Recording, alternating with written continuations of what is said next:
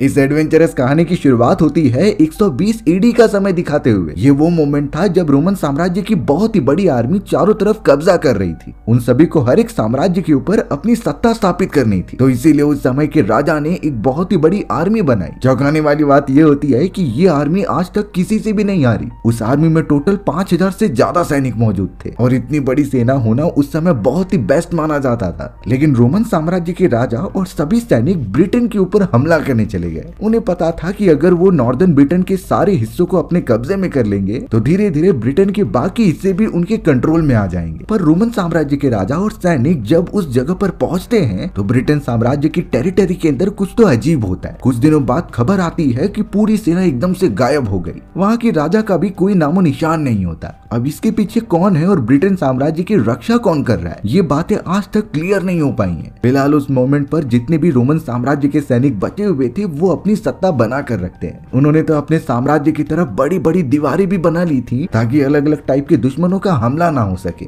अब इसी तरीके से देखते ही देखते 20 साल बीत जाते हैं। हमें तो रोमन साम्राज्य का एक नया राजा मार्कस दिखाया जाता है। ये पूरी सत्ता मार्कस के फादर की थी, लेकिन उनके मरने के बाद मार्कस को ये सारी विरासत में मिली होती है। सच्चाई वाली बात यह है कि मार्कस के फादर वही राजा थे जो कई साल पहले अपनी पूरी सेना लेकर ब्रिटेन में गए थे और वापस कभी लौटे ही नहीं। उस मोमेंट के बाद से ही रोमन साम्राज्य पर उनके बेटे यानी कि मार्कस का हक था, पर उसके सिर्फ काबिल होने का वेट किया जा रहा होता है। अब जब मार्कस इतना बड़ा हो चुका है तो उसे अपनी सत्ता संभालनी होगी। मार्कस भले ही कितना बड़ा हो जाए, लेकिन उसे पता था कि वो ज्यादा ताकतवर नहीं है, फिर भी अपने फादर द्वारा छोड़ी गई सत्ता को संभालने के लिए वो पहुंच जाता है। अब यहाँ अपने टेरिटरी में इंटर होने के बाद मार्कस की मुलाकात उनके एक सेनापति जिसका नाम ल्यूटो था उससे हो रही थी। ल्यूटो साम्राज्य के सभी सैनिकों को ट्रेनिंग देने का काम करता था। मार्कस के बारे में सब कुछ जानने के बाद ल्यूटो अपने सैनिकों को बताता है कि ये हमारे नए राजा हैं, इनके रूल्स और कमांड को फॉलो करना हमारा कर्तव्य है। लेकिन पता नहीं क्यों सभी सैनिक मार्कस को ज्यादा सीरियस नहीं ले रहे थे। उनकी एक्सपेक्टेशन थी कि उनका राजा बहुत ही ज्यादा एक्सपीरियंस्ड होगा जो पूरी तरीके से सत्ता अच्छे से संभाल ले। मार्कस ने भी इन चीजों को वहां जाकर एक्सपीरियंस किया कि सभी उससे ज्यादा सीरियस नहीं ले रहे, पर उसे बिल्कुल हार नहीं माननी है और अपने फादर की उन सारी सत्ता को आगे बढ़ाना है। मार्कस तो बहुत ज्यादा दयालु था। उसे ये पता होता है कि साम्राज्य को बचाए रखने के साथ साथ साम्राज्य वासियों को अच्छे खासे रिसोर्सेज भी प्रोवाइड करना चाहिए, तो वो उन सभी का बहुत अच्छी तरीके से ख्याल भी रखने लगा था। मार्कस के कमांड देने पर सैनिक मान तो जाते हैं, लेकिन वो सब अभी भी मार्कस को कोई राजा नहीं समझते थे। यानी ये बात साफ है कि मार्कस को ये प्रूव करना होगा कि वो उनका राजा बनने के लायक है, क्योंकि उसके फादर ऑब्वियसली बहुत ज्यादा बहादुर थे। धीरे धीरे मार्कस भी सारी चीजें सीख रहा था। अब एक रात जब सभी लोग वॉल के पास खड़े हुए होते हैं तो मार्कस को ठीक से नींद नहीं आ रही थी। मार्कस सीधा चला गया ल्यूटो के पास जो कि वहाँ खड़ा होता है। अब अचानक यहाँ पर मार्कस को कुछ गलत लग रहा था। मार्कस ने तुरंत ही ल्यूटो को सावधान रहने के लिए कहा और अपने सैनिकों को चौकन्ना कर दिया चारों तरफ। शायद हो सकता है कि मार्कस को पता चल गया है कि कोई हमला करने आ रहा है। कुछ समय बाद होता भी ऐसा ही है। अचानक दीवार कूदकर एक दुश्मन उन पर हमला करने लगा। उसे देखकर बाकी सारे झाड़ियों में छुपे हुए सैनिक भी वहाँ पर हमला करने आ जाते हैं। यानी ये उनका प्लान था कि रात के समय चोरी चुपके हमला कर दिया जाए। ये बात अच्छी हुई कि मार्कस ने सभी सैनिकों को पहले ही तैनात कर दिया था। सभी दुश्मनों से एकदम बारीकी से लड़ने लगे होते हैं। मार्कस जो उस साम्राज्य का नया राजा था वो चाहता तो महल में जाकर छुप सकता था, लेकिन मार्कस भी अपने स्किल्स का यूज करके सैनिकों की लड़ाई में मदद करता है। इतने अच्छी तरीके से कोऑर्डिनेशन बिठाने के कारण वो सभी सैनिक दुश्मनों को खत्म करने में कामयाब भी हो चुके थे।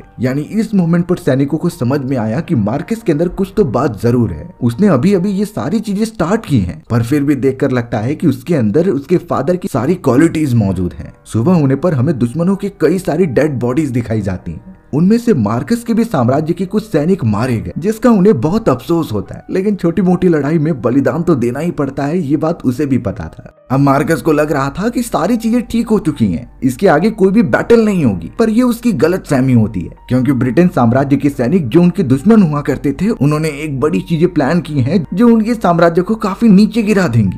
अब थोड़ी देर बाद मार्कस और उसके साथी जब दीवार की दूसरी तरफ देखते हैं तो उनके कई सारे सिक्योरिटी गार्ड्स और सैनिकों को बंदी बना लिया गया था। ये कुछ ब्रिटेन के लोग थे जो उनके खिलाफ आवाज उठाते हैं। मार्कस अब इस तरीके से अपने सैनिकों को मरने तो नहीं दे सकता था, इसीलिए वो अपने प्रॉमिस को तोड़ता है कि आगे चलकर वो कोई भी बैटल नहीं करेगा और अपने सैनिकों को तैयार करता है एक और बड़ी बैटल करने के लिए। इनफैक्ट इस पूरे प्रोसेस में तो ल्यूटो भी राजा को मना कर रहा था, लेकिन मार्कस है कि एक भी बात मानता ही नहीं। मार्कस ने एक छोटा सा प्लान बनाया है और अपने सैनिकों को समझाकर निकल पड़ा अपने साथियों को बचाने के लिए। अब भले ही फॉरेस्ट में कितने भी सारे ब्रिटेन मौजूद हों, बट वो पीछे नहीं हटने वाला और सभी को बचा कर रहेगा। इस मोमेंट से ही सैनिकों को समझ में आ गया कि मार्कस के लिए एक मेंबर भी कितना इंपॉर्टेंट है। ये एक बहुत ही अच्छे राजा की सबसे बड़ी खासियत होती है, वो अपने से ज्यादा सैनिकों और सारे साम्राज्यवासियों को प्रायोरिटाइज दे। मार्कस तो अब ब्रिटेन लोगों से लड़ने के लिए सीधा सैनिकों के साथ ग्राउंड में कूद जाता है। उनमें तो अब बहुत बुरी तरीके से लड़ाई होने लगी थी, जिसमें कि मार्कस थके होने के बावजूद भी इक्वली कंट्रीब्यूशन दे रहा था। सबसे पहले आसपास मौजूद ब्रिटेन्स को मारा जाता है, क्योंकि उसके बाद ही वो अपने फंसे हुए सैनिकों को बचा पाएंगे। वहां से उन्हें निकालने के बाद अब ब्रिटेन के सैनिक काफी कमजोर होने लगे थे।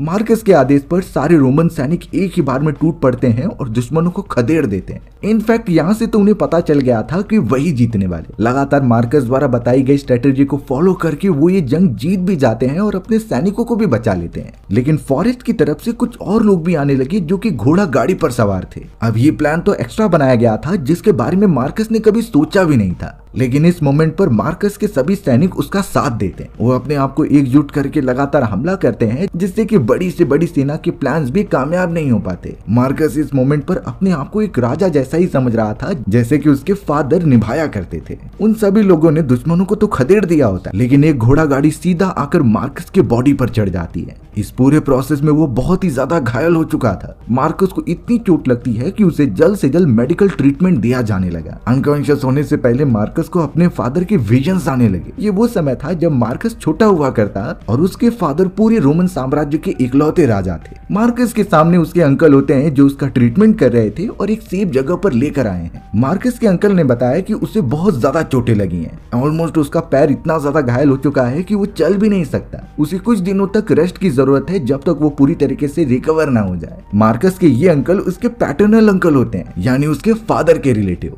थोड़े समय बाद तो उस जगह पर लूटो भी मिलने के लिए आता है और बताने लगा कि आपको यहाँ पर आए हुए कई हफ्ते बीत चुके हैं, यानी वो इतने दिन से बेहोशी की हालत में था। मार्कस काफी टेंशन लेने लगता है, क्योंकि उसके साम्राज्य को उसकी जरूरत है और वो यहाँ पर बैठकर आराम कर रहा है। ये चीजें उसे बिल्कुल भी एक्सेप्टेड नहीं थी, पर अपने अंकल और लूटो के समझाने के बाद उसे समझ में आ जाता है कि उसे आराम की जरूरत है। एक बार अगर वो ठीक हो गया तो साम्राज्य में वापस चला जाएगा। अब मार्कस का मन बहलाने के लिए वो एक बैटल ग्राउंड में लेकर आते हैं, जहाँ पर दो फाइटर्स फाइट करते थे। दरअसल पूरे साम्राज्य में ब्रिटेन सैनिक पकड़े जाते थे, उन्हें यहाँ पर टॉर्चर करने के लिए लाया जाता था, यानी उनका मुकाबला किसी दूसरे से कराकर।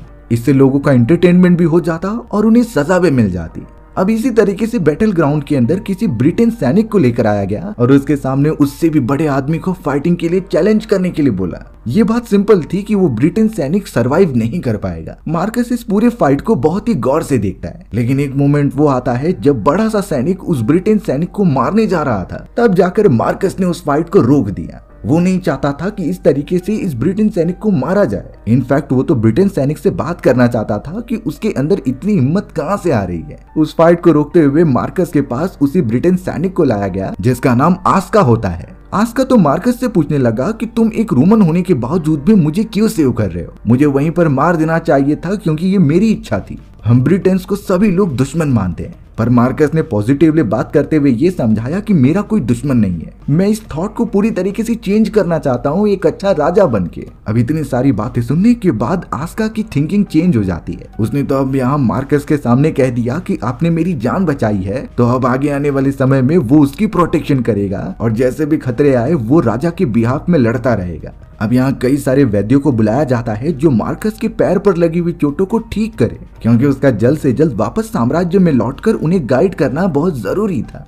मार्कस धीरे धीरे तो ठीक हो रहा था, लेकिन उसे जल्दी रिकवरी चाहिए थी। अलग अलग टाइप के वैद्यों को बुलाकर उनका ट्रीटमेंट कराया गया और इसी रीजन की वजह से उसकी ग्रोथ भी फास्ट हो गई। कुछ समय की प्रैक्टिस के बाद तो मार्कस थोड़ा सा चलने में भी सफल हो जा रहा था। उसके मन में यही बात थी कि जल्द से जल्द वो ठीक हो और अपने साम्राज्य के पास वापस लौटे। इस समय तक मार्कस की दोस्ती आस्का से बहुत अच्छी तरीके से हो गई थी। आस्का ने तो मार्कस से प्रॉमिस भी कर दिया था कि वो उसकी हमेशा सुरक्षा करता रहेगा, एक सेवक की तरह। मार्कस भी उसके ऊपर पूरा भरोसा करने लगा होता है। वो दोनों साथ में शिकार करने जाते और कई सारे जानवरों को पकड़ कर लाते। आस्का ने मार्कस का एक तरीके से विश्वास जीत लिया था, नहीं तो मार्कस किसी दोस्त पर भी इतना भरोसा नहीं करता। अब जब यहाँ मार्कस और आस्का वापस अपने हाइडिंग एरिया पर आते हैं तो उस जगह पर दो गेस्ट ऑलरेडी पहुंचे हुए होते हैं। एक का नाम था क्लाउडी, जो उस पूरे साम्राज्य का एक कंसल्टेंट था, और वहीं दूसरी तरफ एक एस्ट्रोलॉजर होता है जो साम्राज्य की कई सारी बातें बताता। दोनों ही मार्कस के फादर के बहुत ही अच्छे दोस्त हुआ करते थे। मार्कस और आस्का अब उन्हें आकर ज्वाइन करते हैं और साथ में वो डिनर करने लगे थे। बातों ही बातों में अब यहाँ मार्कस के फादर का पॉइंट निकलता है। क्लाउडी तो ये बताने लगा कि मार्कस के फादर बहुत ही ज्यादा बुज़दिल थे। उन्होंने प्लान तो बनाया था, लेकिन वो जब पूरी सेना को लेकर नॉर्थ ब्रिटेन चले गए तो वापस कभी लौटे ही नहीं। उनकी प्लानिंग में जरूर कुछ कमी रहेगी या फिर वो राजा बनने के लायक नहीं रहेंगे। अब इन चीजों की वजह से मार्कस को थोड़ा सा गुस्सा आने लगा था। वो अपने फादर के खिलाफ एक भी चीजें नहीं सुन सकता।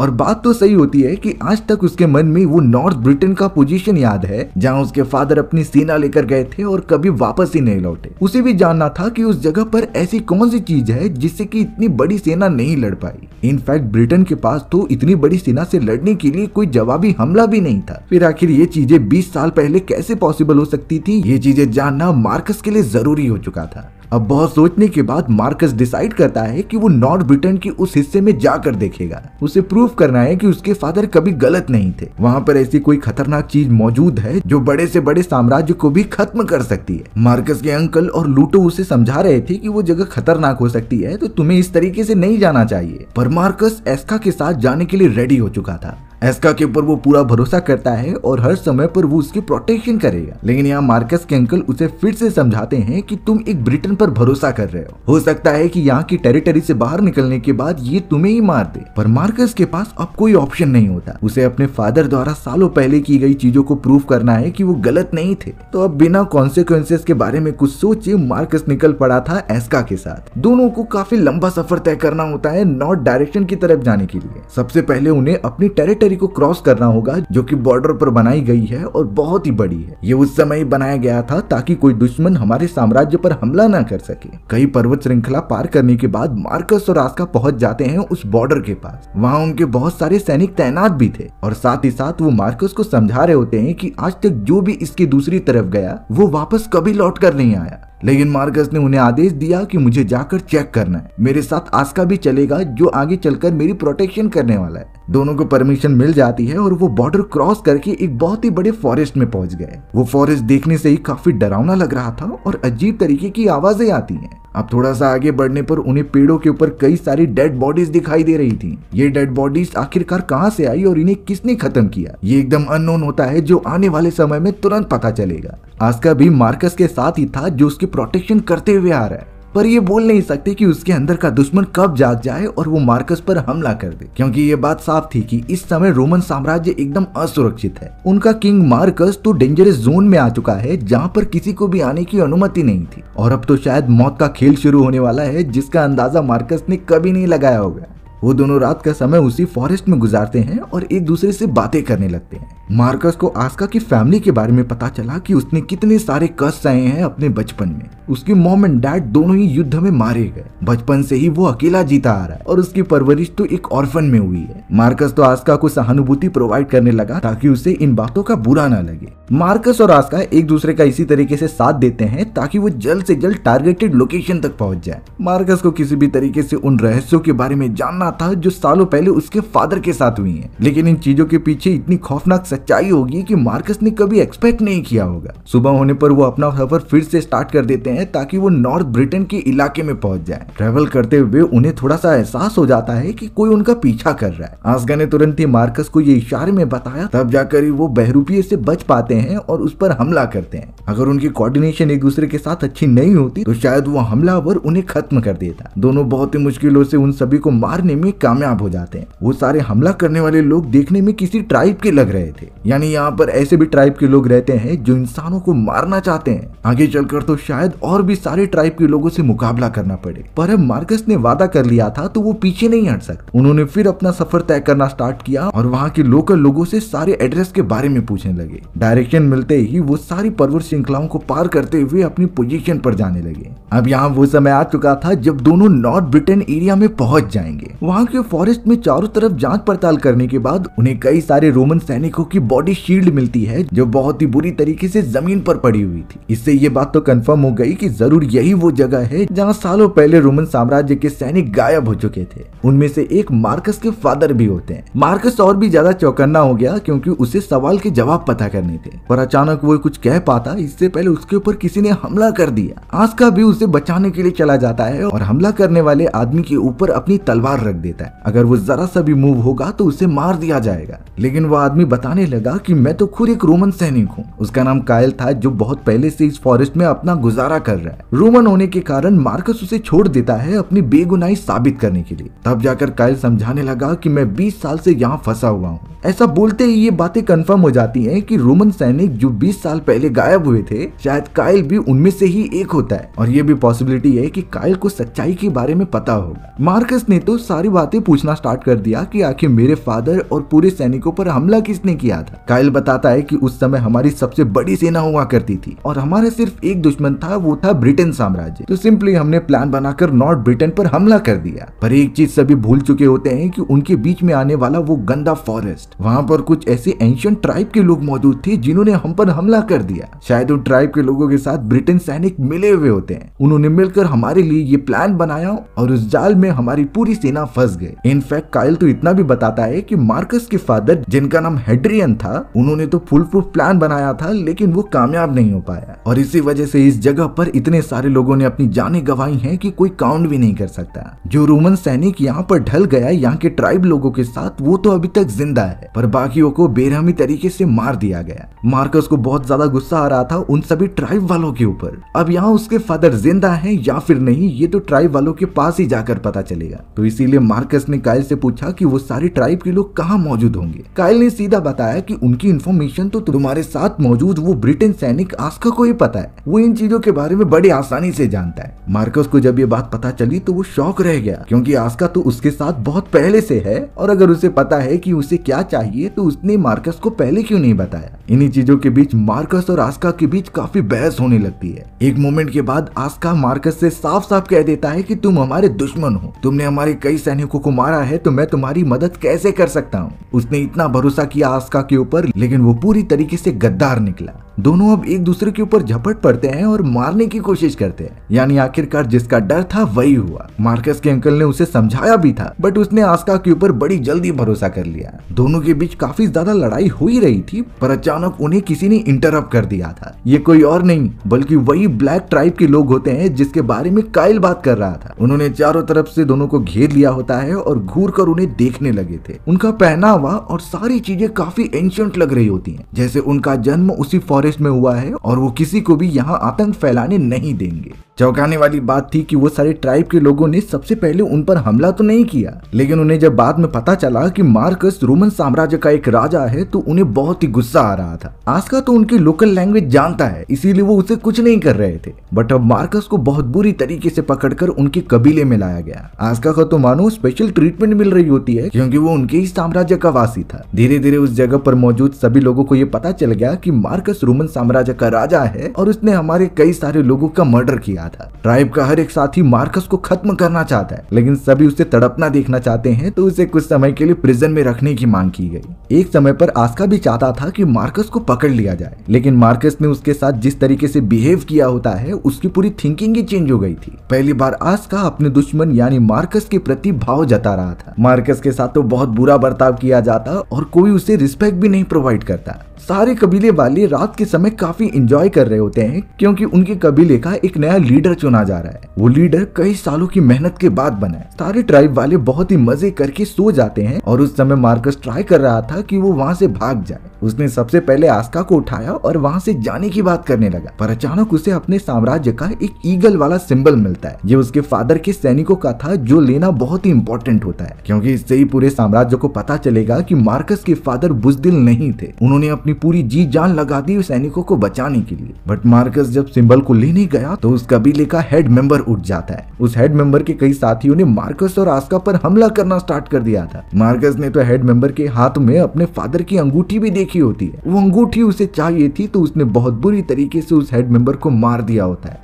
जब सुबह हुई तो कबीले वालों को पता चला कि हेड मेंबर मर चुका है और यहाँ मार्कस और आस्का भाग चुके हैं, तो उन्हें जल्द से जल्द पकड़कर मृत्यु दंड दिया जाए। उस लड़ाई में मार्कस काफी घायल हो चुका था, तो आस्का उसकी मदद करता है अलग अलग जगहों पर छुपने के लिए, क्योंकि वो ट्राइब के लोग हैं, उन्हें पता है कि उसका शिकार कहाँ पर जा रहा है, वो जल्द से जल्द उन्हें ढूंढ भी लेंगे। आस्का ने तो मार्कस को एक अच्छी जगह पर छुपा दिया था, बट मार्कस खुद ही कहता है कि तुम चले जाओ, तुम अपनी जान बचाओ और इस सिंबल को मेरे साम्राज्य में सौंप दो। मार्कस ने तो उसे अपनी गुलामी से आजाद भी कर दिया था, पर आस्का एक फ्रेंड की तरह उसे छोड़कर नहीं जाता। अब तो थोड़ी ही देर में वहाँ वही सारे ट्राइब के लोग आने लगे थे। आस्का वहाँ से चला भी जाता है, बट थोड़ी देर बाद पता चला कि उसके साथ कई रोमन सैनिक आ रहे हैं। उन सैनिकों को काइल ने इकट्ठा किया था जो इस जगह पर बिखर गए थे। अब यहाँ वो सब मार्कस के साथ हैं ताकि उन ट्राइब के लोगों से बदला लिया जा सके। थोड़ी ही देर में ट्राइब के सभी साथी सामने आ जाते हैं और मार्कस ने एक राजा की तरह उन पर आक्रमण करने के लिए कह दिया। दोनों तरफ से काफी लड़ाई हो रही थी, लेकिन रोमन सैनिकों के पास हथियार होते हैं तो उन्हें एडवांटेज थी। उन्होंने एक एक करके ट्राइब के लोगों को मारना स्टार्ट कर दिया।